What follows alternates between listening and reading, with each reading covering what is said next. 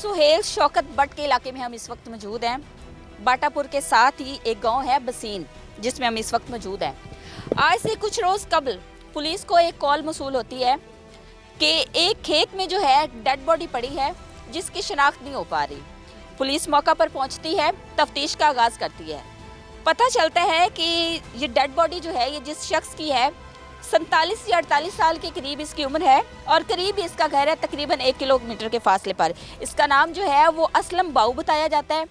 3 बच्चों का ये बाप है और 1 किलोमीटर दूरी पर ही इसका घर है।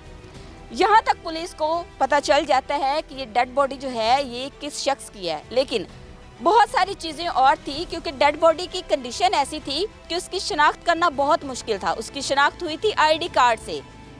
इस वक्त हम असलम बाऊ के घर पे मौजूद हैं। अहले इलाका हमारे साथ मौजूद है, उनके बच्चे मौजूद हैं। उनसे सारी तफसीलात जानते हैं। क्या मामला बना, असलम कब गया था घर से और कब मिला, और क्या ये सारी कहानी असल में है क्या? ये ना तकरीबन चचो असलम है उर्फ बाऊ के नाम से इधर जानते थे सारे लोग।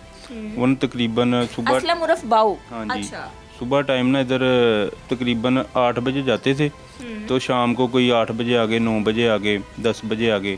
कोई 9 बजे घर अभी आए ही हैं तो गाड़ी बाइक खड़ी की है और कॉल आ गई है। पहले घर आके पूछा जी क्या पकाया, उन्होंने कहा जी चावल पकाए हैं। कॉल आ गई है, बाहर निकल गए, सॉरी पूरी बाहर चले गए हैं, खाना भी नहीं खाया, बाहर हाँ चले जी, गए हैं। ठीक है। बाहर गए हैं। तो जब तकरीबन फिर 10:30-11 बजे उन्होंने कॉल करते रहे हैं। घर वाले भी कॉल करते हैं, बच्चों को भी भेजा है तो वो नहीं मिले, नंबर भी उनका बंद जा रहा था। कुछ बता के गए थे? नहीं, कुछ नहीं बता के गए।